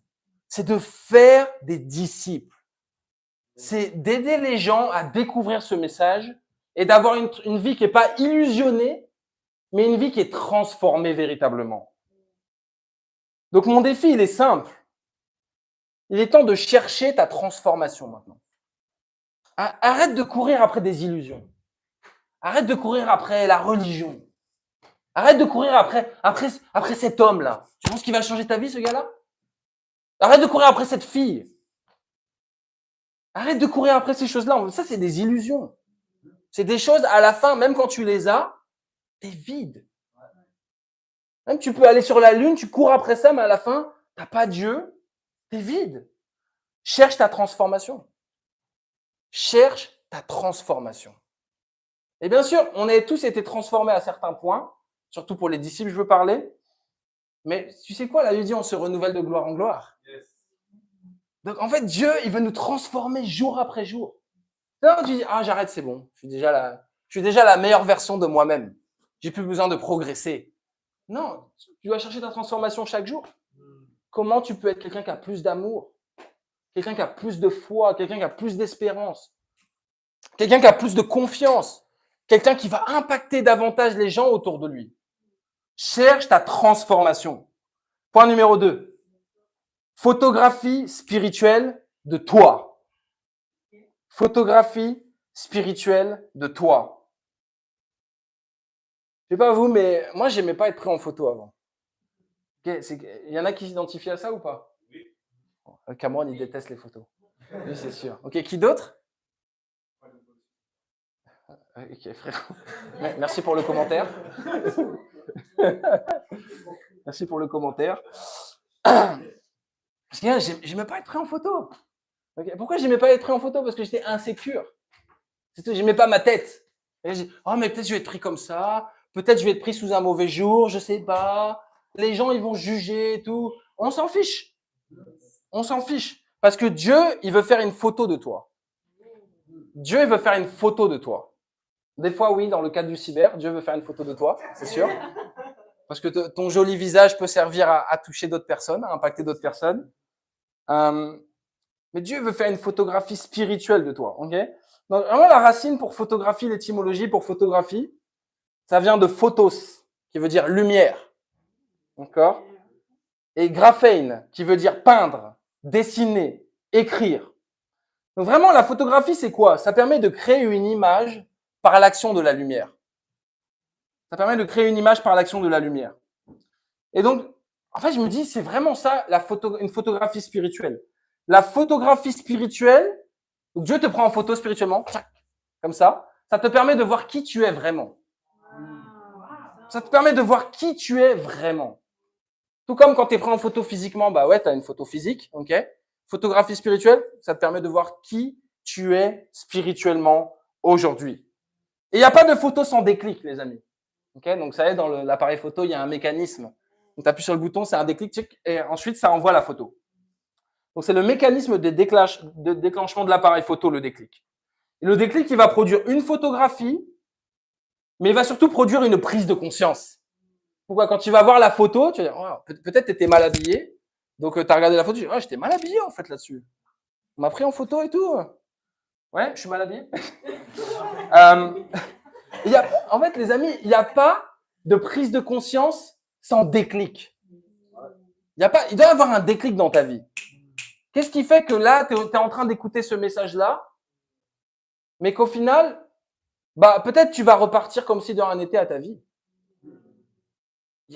Il faut un déclic. Il faut qu'il y ait quelque chose dans ta vie qui se produise. Oh, il faut que je change. Il faut que je change. Il faut que je cherche Dieu. Avec vraiment la photographie spirituelle, il y a une image spirituelle de ta vie qui est créée par l'action de la lumière de la parole de Dieu dans ta vie. Et donc, quand Jésus vient t'éclairer, aujourd'hui, Jésus vient t'éclairer. Moi, je suis pas Jésus. Jésus vient t'éclairer avec sa parole. OK? Avec le Saint-Esprit. Donc, quand Jésus vient t'éclairer, tu reçois une photographie de toi. Donc, tu vois, à la fin du culte, à la fin de la célébration, pardon. Vous allez recevoir chacun une photo spirituelle de vous. De dire, moi, j'en suis là spirituellement. OK? Et peut-être tu vas pas aimer la photo. C'est pas grave. OK? C'est pas grave. Parce que la photo, elle te permet de voir où tu en es aujourd'hui dans ta vie. Elle te permet de voir où tu en es spirituellement. Et une fois que tu reçois la photo, qu'est-ce que tu fais? Corrige. OK? Simple. À moins que tu trouves que la photo est absolument parfaite. Et dans ce cas-là, il faut que tu ailles aider les autres. Je dis, moi, je suis super beau gosse. OK? Bah, va aider ton frère, qui est peut-être un peu moins photogénique que toi. OK? Donc, dans tous les cas, on a un rôle à jouer, les amis. Donc, une fois que tu reçois la photo, tu dois changer pour faire ensuite une meilleure photo. OK? Et un déclic, c'est ça.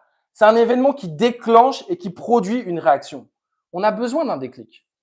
On a besoin d'un déclic. Un déclic, ça peut être quoi? Ça peut être une épreuve. Moi, je sais que quand j'ai perdu ma mère il y a quelques mois, ça a été un déclic. Ça a été quelque chose dans ma vie. C'était pas quelque chose d'agréable, bien sûr. C'était quelque chose de difficile à vivre. Mais ça a produit un déclic dans mon cœur. Ça m'a poussé à chercher Dieu davantage et ça m'a poussé à changer véritablement. Des fois, le déclic, ça peut être une rencontre. J'ai rencontré cette personne-là et c'est en train d'ouvrir mes perspectives. J'étais en train de penser de telle manière. En fait, c'est un déclic véritablement. J'espère pour toi que le message de ce matin, ce sera un déclic aussi. OK? Que ce soit véritablement un déclic dans ta vie qui va te permettre d'avoir cette photo spirituelle de toi. Tu vas pouvoir changer et devenir une personne encore plus belle, encore plus à l'image de Jésus-Christ. Mais des fois, il faut savoir aussi provoquer le déclic. Il faut savoir provoquer le déclic. Le déclic, il ne provient pas de toi, c'est pas toi qui peux le faire, mais quelque part, tu dois le chercher, ça. Si tu n'es pas en train de le chercher, si tu attends passivement comme ça, tu fais rien, il va se passer rien en fait. C'est évident. C'est évident. Donc, il y a vraiment une question aussi de sincérité, de donner tout son cœur. Regardez, on va voir justement l'occurrence de quelqu'un qui a subi un déclic et qui a reçu une belle photo de la part de Jésus. Okay, en acte 9. La conversion de Saul. C'est écrit quant à Saul, il respirait toujours la menace et le meurtre. Okay, il respirait pas de l'oxygène. Il respirait la menace et le meurtre. Okay, il n'a pas besoin d'oxygène, lui. Il va sur Mars, c'est bon, il n'a pas besoin d'oxygène. Il respire la menace et le meurtre. Parfait. Parfait, encourageant. Contre les disciples du Seigneur, il se rendit chez le grand prêtre et lui demanda des lettres pour les synagogues de Damas, afin de pouvoir arrêter et amener à Jérusalem les partisans de cet enseignement qu'il trouverait hommes ou femmes. Ok, donc on voit ici les deux causes de persécution. On l'a vu la dernière fois dans l'étude. La vie et l'enseignement. C'est la même chose. La vie et l'enseignement. Il était fâché contre les disciples à cause de leur vie, mais il était également fâché contre ce qu'ils étaient en train de prêcher. Il n'était pas d'accord au final. Verset 3. Comme il était en chemin et qu'il approchait de Damas, tout à coup une lumière qui venait du ciel resplendit autour de lui. Il tomba par terre et entendit une voix lui dire « Saul, Saul, pourquoi me persécutes-tu » Il répondit « Qui es-tu, Seigneur » Et le Seigneur dit « Moi, je suis Jésus, celui que tu persécutes.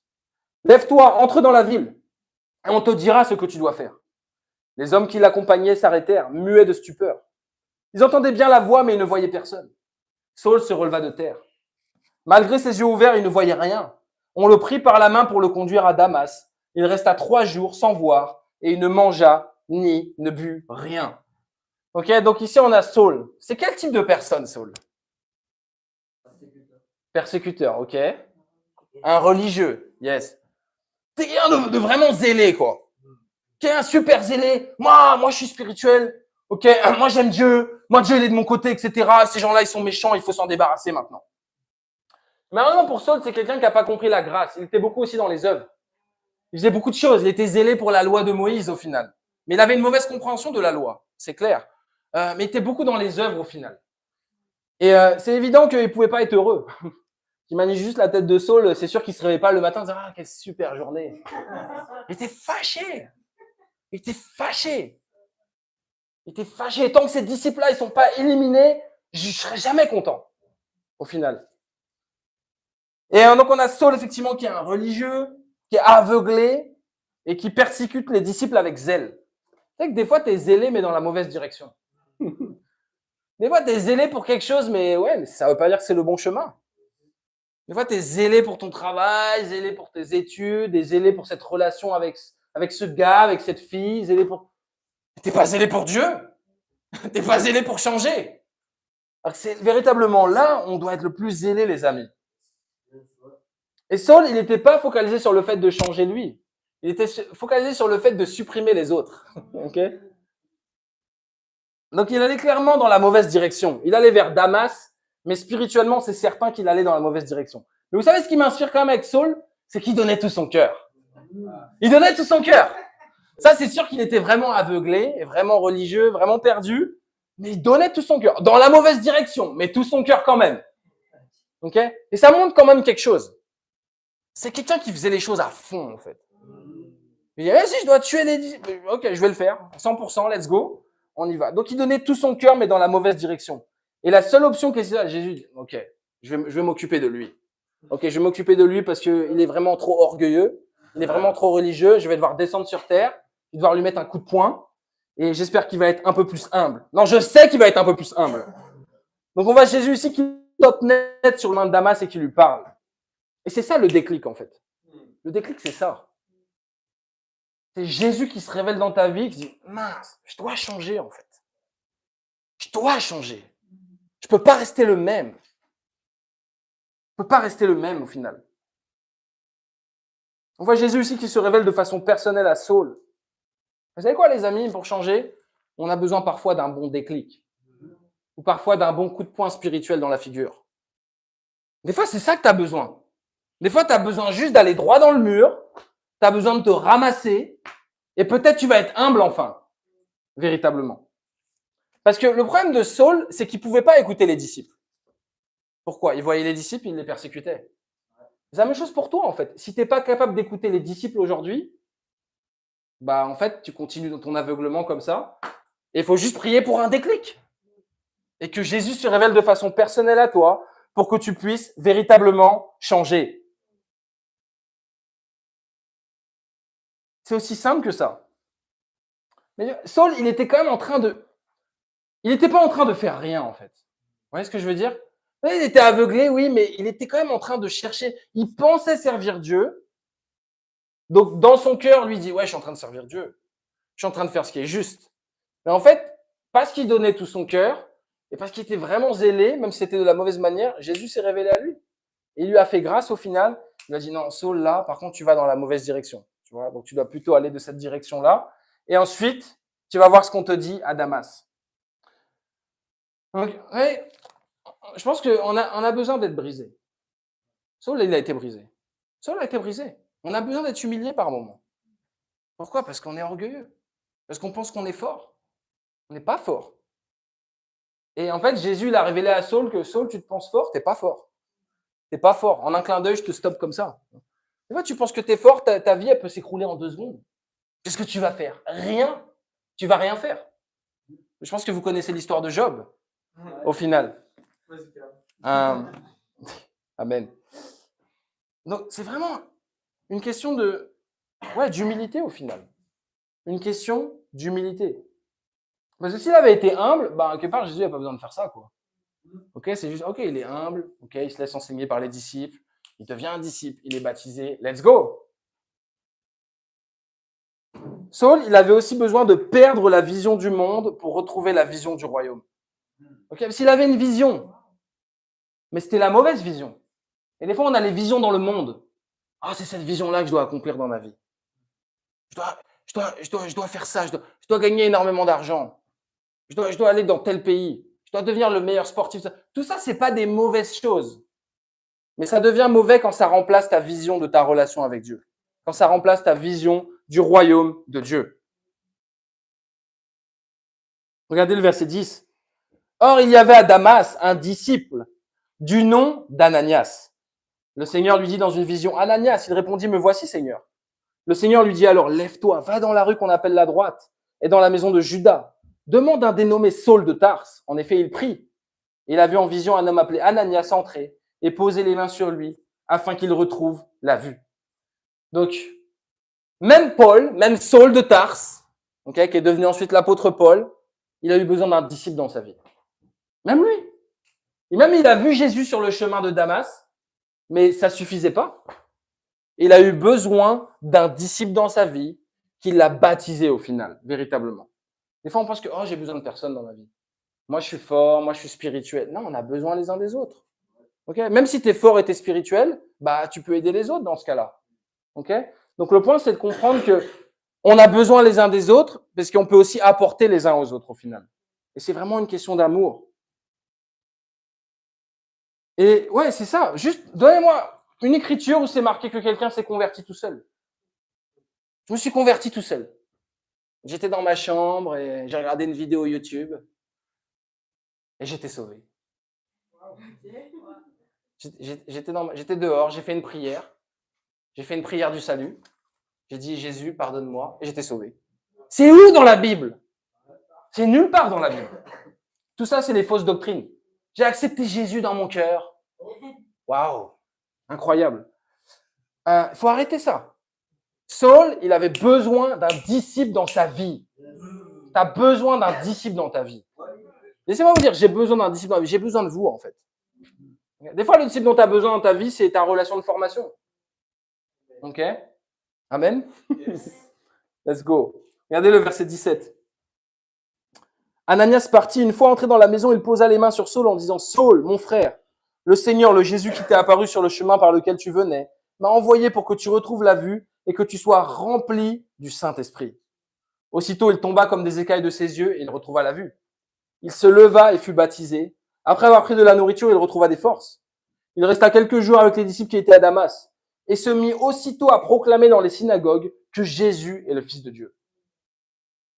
Tous ceux qui l'entendaient étaient stupéfaits et disaient, n'est-ce pas l'homme qui persécutait à Jérusalem ceux qui font appel à ce nom-là, et n'est-il pas venu ici pour les arrêter et les conduire devant les chefs des prêtres?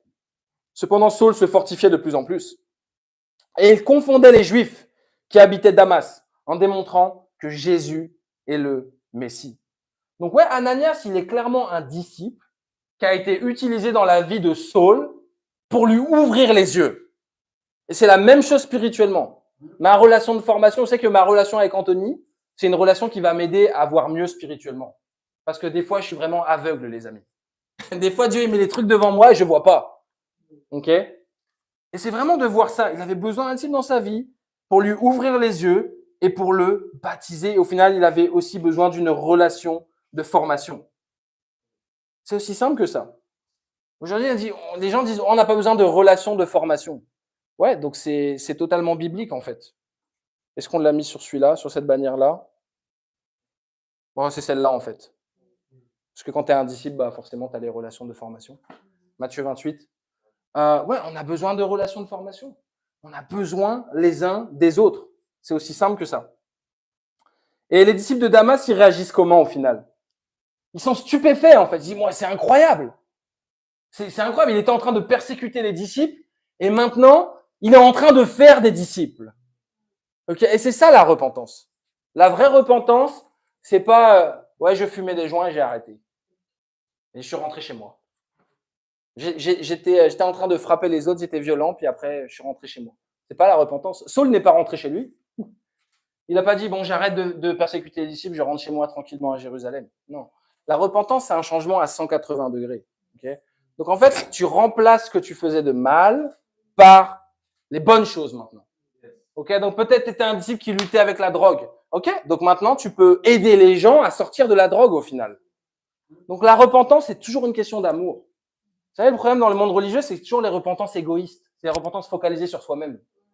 J'ai arrêté de faire tel péché et tu es en train d'aider qui? Personne. Saul, il a compris vraiment ce que c'est que la repentance. Il a fait un changement à 180 degrés, véritablement. Regardez, en verset 23, c'est écrit « Au bout d'un certain temps, les Juifs se concertèrent pour le supprimer. Mais leur complot parvint à la connaissance de Saul.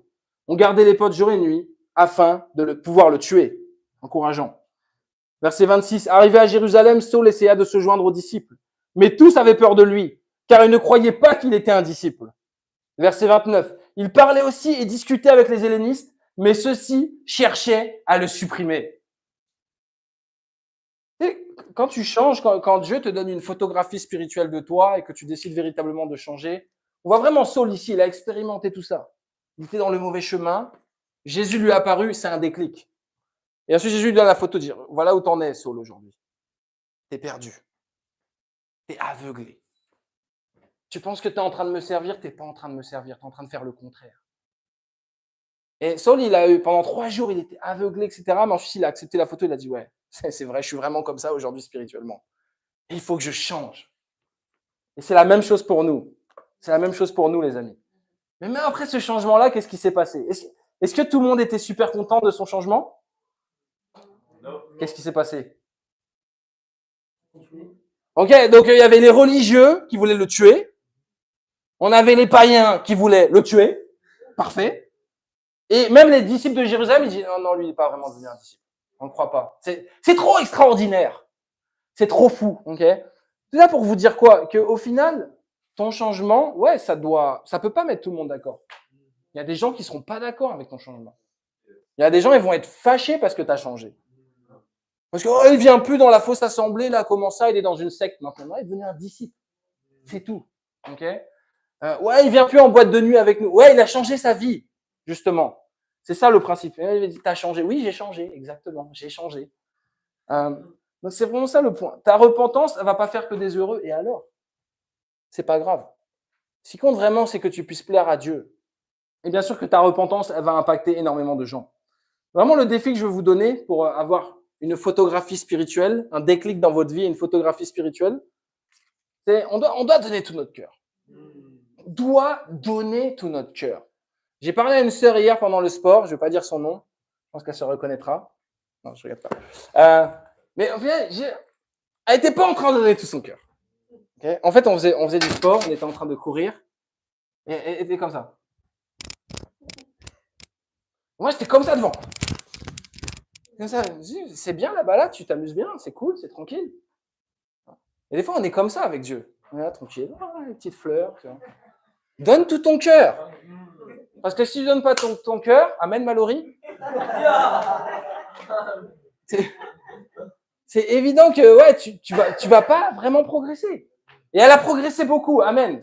Mais c'est juste que Dieu il t'appelle à un nouveau niveau. Dieu t'appelle à un nouveau niveau. Okay? Saul, il a changé, il donnait tout son cœur dans ce qu'il faisait. Donne tout ton cœur. Tu sais quoi, même si tu vas dans l'erreur, donne tout ton cœur quand même. Et peut-être ça peut provoquer un déclic. Le problème, c'est qu'on ne fait pas les choses à 100%. On ne fait pas les choses à 100% véritablement. Fais tomber dans tout ce que tu fais et sois prêt à vivre le déclic et accepte la photographie que Jésus te donne. Donc, ne déchire pas la photo. Des fois, c'est non, je veux pas de la photo. J'aime pas. Non, prends-la cette photo. Regarde-la bien.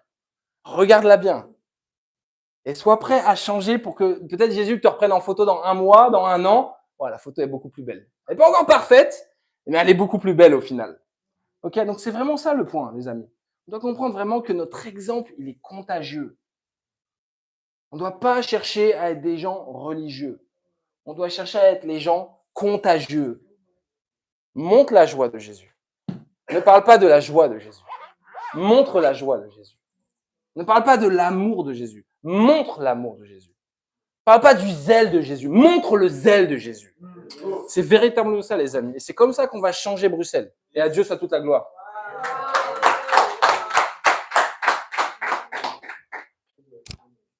Tu peux faire les retours, frère. Ok, bah ouais, c'était juste un incroyable message qu'on a eu de la part de Game. Je pense qu'on peut encore applaudir pour lui. Et ouais, ton message m'a beaucoup impacté, frérot. Tu as parlé des photographies. Tu as parlé du fait de tout simplement, ouais, on peut on peut être pris en photo tout simplement. Et moi aussi, j'aimais pas les photos avant. J'aimais pas, ouais, l'image que je pouvais avoir, plein de choses comme ça, comme ça. Et bah, c'est de se dire que, ouais, c'est nécessaire, quoi, si on doit tout simplement avancer. Tu as parlé de transformation et pas illusion. C'est vraiment se dire ça, c'est que parfois on peut avoir une transformation qui ressemble à une allumette, quoi. C'est genre, ouais, on va être transformé en 2 secondes, ensuite on va s'évaporer dans les airs. C'est vraiment voir ça, l'exemple que tu as donné, que le monde en fait veut beaucoup nous donner d'illusions. On voit à travers les réseaux, on va se mettre des standards au final qui sont pas tenables tout simplement, et parce on voit des choses comme ça, on se dit que ouais, c'est ce qu'il faut avoir dans notre vie, il faut avoir une belle voiture, il faut avoir un joli corps pour commencer à ne serait-ce qu'à apprécier la vie. Mais en fait, c'est vraiment pas question de ça, quoi. Tu as vraiment dit que ouais, c'est une question d'avoir Dieu dans sa vie. Et j'ai bien aimé aussi aimé le parallèle que tu as fait avec les boiteux, les paralytiques, les démoniaques, parce qu'on peut vraiment être comme ça, même en tant que disciple parfois. Tu as parlé également ouais, de la photographie spirituelle et ouais, de vraiment se donner de tout notre cœur. Donc ouais, il y avait beaucoup de choses, mais je ne vais pas avoir le monopole, donc peut-être qu'il y a des gens qui veulent faire des petits retours. Vas-y, Sarah. Yes, ouais, merci pour ton message puissant. Et j'ai aimé quand tu as dit que montrer l'exemple, c'est la seule option. Il faut arrêter de se dire, ok, non, il y a d'autres options, essayer de passer, de dévier, il faut arrêter. C'est ton exemple, en fait. Arrête de parler de la joie, de l'amour de Jésus, montre-le, en fait. Et ouais, par rapport aux photos, ouais, c'est clair que c'est encore quelque chose que j'apprends à aimer. Et que, en fait, j'étais vraiment du genre à pas prendre de photos. Et encore, il n'y a pas longtemps, on m'a demandé des photos de moi seule. Mais j'ai cherché, il n'y en a pas, en fait. Parce que quand tu cherches des photos de toi, tu es obligé de les regarder, de prendre conscience, en fait. Et ouais, donc ouais, merci pour ça. Et j'ai bien aimé quand tu dis transformation ou illusion. Parce qu'en fait, avec la photo, tu peux essayer de photoshopper, par exemple. Tu peux utiliser ce genre de choses et t'es qu'une illusion alors que t'as rien changé, en fait. Alors que si on reprend une photo de toi, t'es le même, en fait. Si t'as utilisé Photoshop, t'es le même. Du coup, ouais, merci. Je prends chacun des défis. Donc voilà, merci. Ok. Quelqu'un d'autre? Vas-y, Cam. Ouais, moi j'ai beaucoup aimé le message aussi. J'ai beaucoup aimé que tu as dit, ouais, les gens veulent plus entendre parler de Jésus, mais veulent voir Jésus à travers toi. Et en vrai, j'étais en train de réaliser, je me dis, ouais, des fois, en vrai, partager sa foi, ça peut être juste travailler ton exemple pour pouvoir aussi inspirer les gens à voir comment tu as fait pour avoir cet exemple de vie. Et au final, les ramener à Jésus comme ça, plutôt que juste leur parler. Parce que, en vrai, ouais, comme tu disais, la religion a fait tellement de dégâts que les gens maintenant, s'ils sont pas ouverts, directement, du coup, par définition, ils vont être fermés. Et ouais, juste comprendre que ce qui peut le plus impacter ce genre de personnes, c'est vraiment l'exemple qu'on va mettre et la vie qu'on a tout simplement. C'est ça que j'ai beaucoup aimé. Et je prends vraiment le défi que tu avais donné lors du premier point, c'était de chercher ta transformation chaque jour, de ne pas s'arrêter en fait, comprendre que ok, on a déjà eu une transformation, mais ça peut aller beaucoup plus loin, et de ne pas s'arrêter aujourd'hui tout ça. Oriana, qu'est-ce que t'en as pensé? On est là, pardon? Désolé. On est là. Qu'est-ce que t'en as pensé?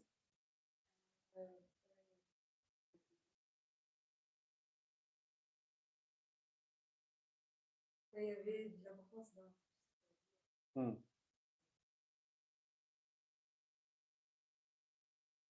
Yes.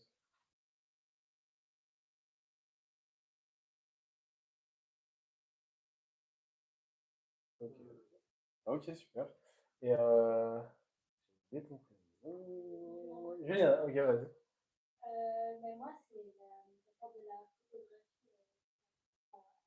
mais ça a déjà été dit par Sarah, mais Ok. voilà, c'est vraiment prendre conscience de l'image qu'on a essayé de changer, c'est vraiment dans l'état d'esprit que je suis. Trop bien. Ok, guys, bah, on va prendre le dernier chant. On va prendre Let's go, I parfait. Find Soldier. Let's go. Ouais, vous pouvez prendre les paroles quand même. On les invités. Lyrics. Ouais.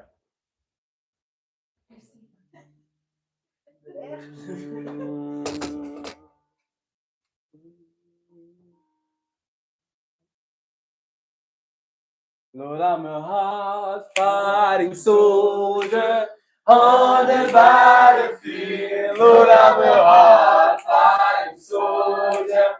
Oh, yeah. Lord, I'm a hard-fighting soldier. And I'm on the battlefield. And I'm bringing souls to Jesus by the service that I Lord, I'm a hard-fighting soldier. Don't you know that I'm a hard-fighting soldier? Oh, yeah, I'm a hard-fighting soldier. And I'm on the battlefield. And I'm bringing souls to Jesus by the service that I am. I got an helmet on my head, in my hand a sword and shield. I got a helmet on my head, in my hand a sword and shield. I got an helmet on my head, in my hand a sword and shield, and I'm bringing such to Jesus like a service. Lord, I'm a hard-fighting soldier. Don't you know that I'm a hard-fighting soldier? Oh yeah, Lord, I'm a hard-fighting soldier. On the battlefield, and I'm bringing such to Jesus like a service that I am. You got to walk right and talk right and sing right and pray right on the battlefield. You got to walk right and talk right and sing right and pray right. Oh yeah, you got to walk right and talk right and sing right and pray right on the battlefield. And I'm bringing souls to Jesus by the service. Lord, I'm a hard-fighting soldier. Don't you know that I'm a hard-fighting soldier? Oh yeah, I'm a hard-fighting soldier. I'm on the battlefield, and I will bring souls to Jesus by the service. I know that Jesus is my captain and he fights my battle too. He has never lost the battle and I know he never will. I got the word for my soul and my faith for my shield. And I will bring souls to Jesus like the service. Lord, I'm a hard-fighting soldier. Don't you know that I'm a hard-fighting soldier? Oh yeah, I'm a hard-fighting soldier. And I'm on the battlefield. And I'm bringing souls to Jesus by the service that I am. And I'm bringing souls to Jesus by the service that I am. And I'm bringing souls to Jesus by the service that I am. And if I die, let me die in the service of my Lord. And if I die, let me die in the service of my Lord. And when I die, let me die in the service of my Lord. Bringing souls to Jesus like service. Lord, I'm a hard-fighting soldier. Don't you know, Lord, I'm a hard-fighting soldier. Oh, yeah. Lord, I'm a hard-fighting soldier on the battlefield. And I will bring souls to Jesus by the service that I am. And I will bring souls to Jesus by the service that I am. And I will bring souls to Jesus. And I will bring souls to Jesus. And you will bring souls to Jesus. And you will bring souls to Jesus. And you will bring souls to Jesus. And you will bring souls to Jesus. And you will bring souls to Jesus. And I will bring souls to Jesus. And we will bring souls to Jesus. Bringing souls to Jesus